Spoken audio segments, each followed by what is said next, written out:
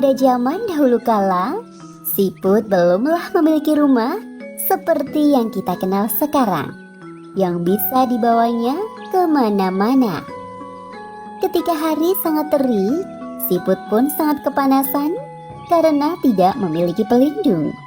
Ketika turun hujan, siput pun basah kuyup dan kedinginan. Siput yang jalannya pelan mencari rerumputan untuk berteduh.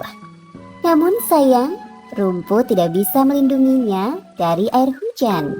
Siput tetap kehujanan dan kedinginan.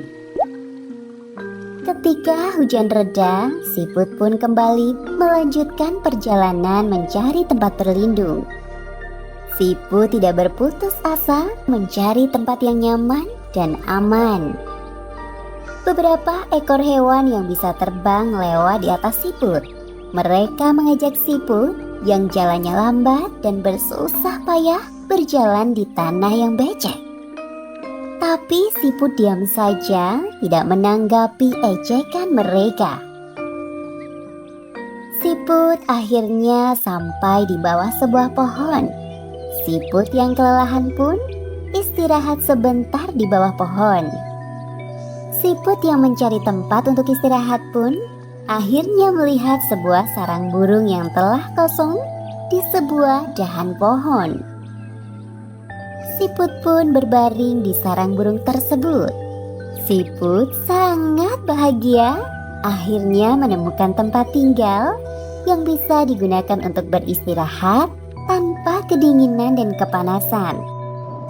Sayangnya ketika siput sedang enak-enaknya tidur, turun hujan disertai angin yang agak kencang.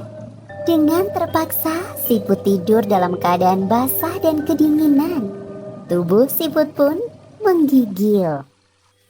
Pagi harinya, siput pun kemudian melanjutkan perjalanan mencari rumah yang lebih aman dan nyaman. Meskipun harus melewati tanah yang basah, siput tidak menyerah. Setelah lama berjalan, siput mulai kelelahan dan kepanasan. Kemudian siput melihat sebuah pohon besar yang sangat rindang dan banyak dahan-dahannya. Siput pun segera merambat naik ke batang pohon, mencari tempat yang nyaman untuk ditinggali. Siput bahagia sekali setelah menemukan lubang yang besar di pohon tersebut. Sepertinya lubang tersebut sangat nyaman sebagai tempat tinggal siput. Setelah berjalan jauh, kepanasan dan kelelahan, siput akhirnya bisa istirahat dengan tenang.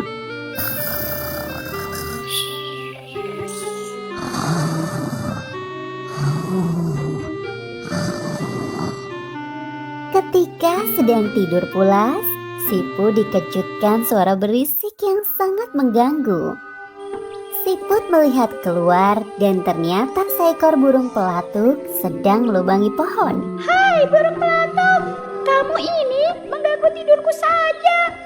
Apa kamu tidak bisa mencari pohon lainnya untuk kamu lubangi? Hei siput, sebelum kamu datang ke pohon ini, aku sudah terlebih dahulu datang. Lihat, lubang yang kamu tempati itu, aku yang membuatnya. Burung pelatuk pun melanjutkan melubangi pohon. Siput kemudian pergi meninggalkan pohon tersebut dan mencari tempat lainnya. Setelah lama berjalan, siput menemukan sebuah lubang di tanah. Siput masuk ke dalam lubang tersebut yang ternyata sangat gelap. Meskipun gelap, tapi lubang ini sepertinya nyaman juga untuk ditinggali. Belum lama siput masuk ke dalam lubang tersebut, tiba-tiba sepasang mata menyala dari kegelapan. Hai, siapa kamu? Aku siput. Aku kira lubang ini tidak ada penghuninya. Pergilah, mengganggu tidurku saja. Siput pun kembali melanjutkan perjalanannya dengan murung.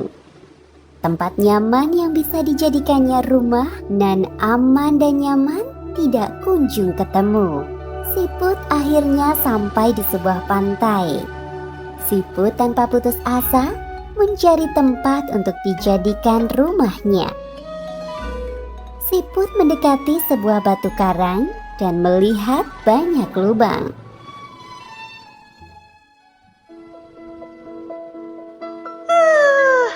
Akhirnya ada tempat juga untuk beristirahat. Siput kemudian masuk ke salah satu lubang dan beristirahat dengan tenang.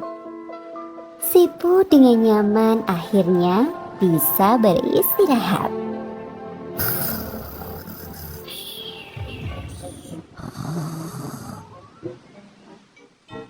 Namun sepertinya siput belum beruntung.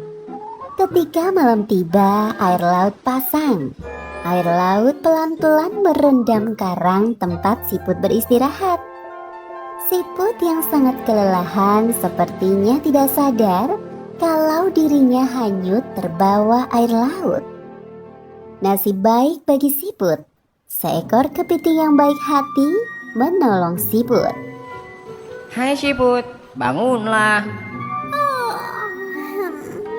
Di mana aku? Hai kepiting, kenapa aku bisa berada di sini?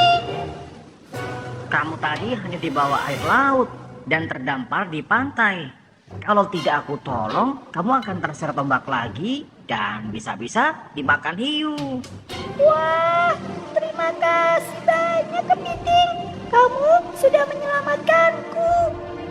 Biasa aja. Tapi kamu turun dong dari punggungku. Siput pun turun dari atas kepiting. Apa yang kamu cari hingga sampai ke tempat ini, siput? Siput pun menjelaskan kepada kepiting kisahnya mencari tempat tinggal sampai ke pantai ini.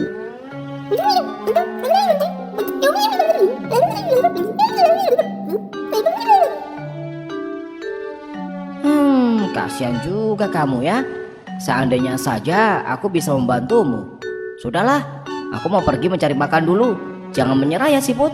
Dadah. Setelah kepergian kepiting, siput melihat ada ubur-ubur di tepi pantai. Siput pun mendatanginya. Hai ubur-ubur, sedang apa kamu di sini? Ya memang rumahku di sini. Jadi wajarlah kalau aku di sini. Kamu sendiri ada urusan apa hingga sampai ke sini? Lagi-lagi, siput menjelaskan tujuannya mengembara hingga sampai ke pantai ini. Tetapi kali ini kepada ubur-ubur. Kasihan juga ya kamu siput. Aku pun tak bisa menolongmu. Kamu lihat sendiri kan, rumahku adalah hamparan samudera yang luas. Atapku adalah langit yang penuh bintang-bintang. Siput kemudian pergi meninggalkan ubur-ubur. Dia berjalan menyusuri pasir di pantai. Tidak lama siput berjalan, dia melihat sebuah cangkang kosong yang indah.